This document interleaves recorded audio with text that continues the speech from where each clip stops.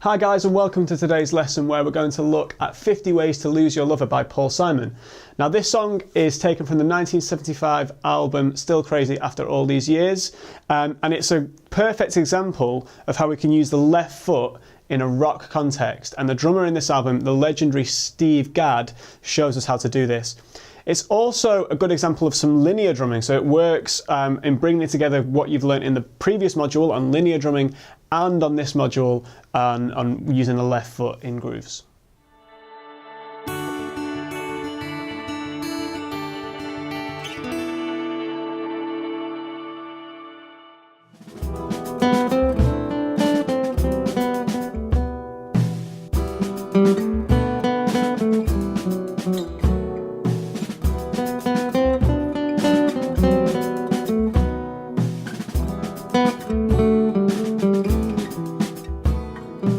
Now the groove that we're going to focus on is the groove that Gadd plays in the intro and the verse of this song. And we're going to break it in half. So we're going to look at the first two beats first. This is where it's the left foot is getting involved in the groove.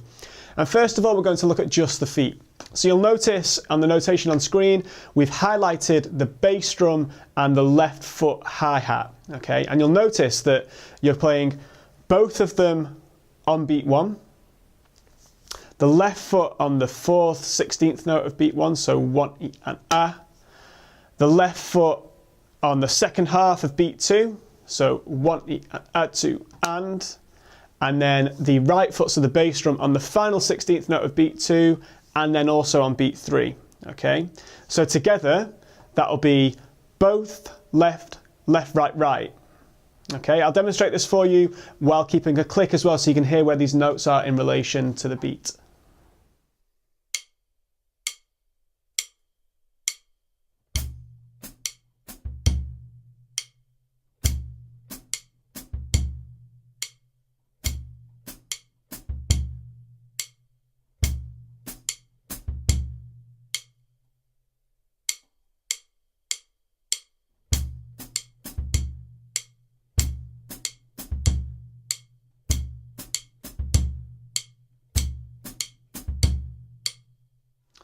Now let's try and add the hands to this pattern. So the easiest way of understanding this is you're playing 16th notes, but you're grouping them in threes, okay?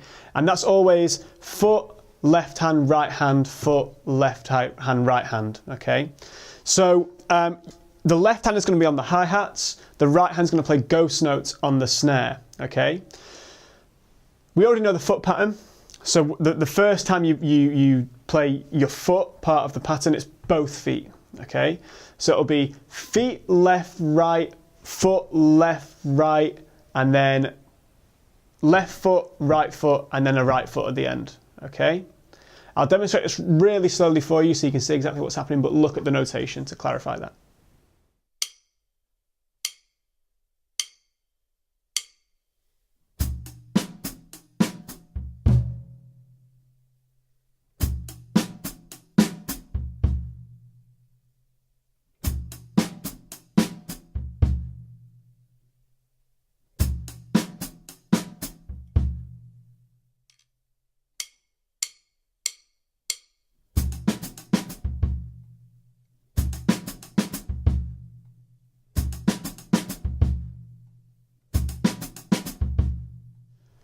Now let's look at the second half of this groove. This is the first ending. So as I said, this is a 2-bar groove.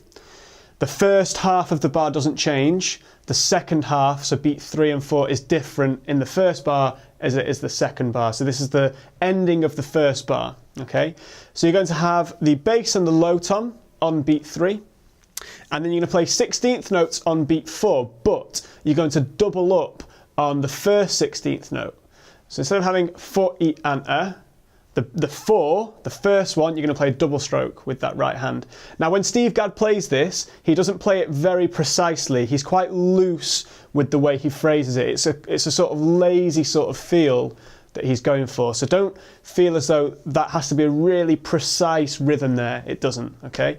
But let's demo this, just the second half of the first bar.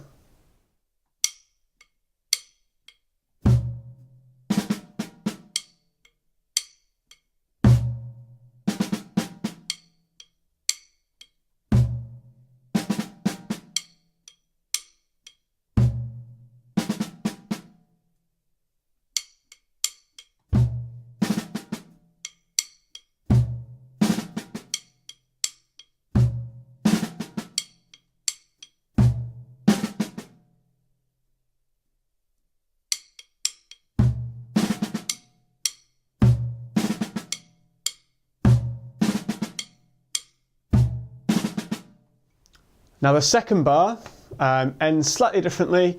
We have the bass on beat 3, just as we did in the second half of the first bar.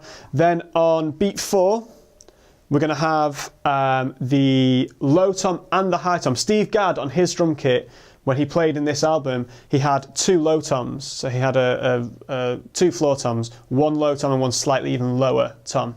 So he does them on the 2 low toms. I don't have 2 low toms. I prefer to have just 1 high tom and a mid tom, sorry, and a low tom. So I'm going to orchestrate it that way, okay? So that's on beat 4, and then on the final 2 16th notes of beat 4, you've got snares and they're doubling up. So you'll have right, right, left, left, okay? Really quickly at the end. Again, I'll demonstrate this for you slowly and then more quickly.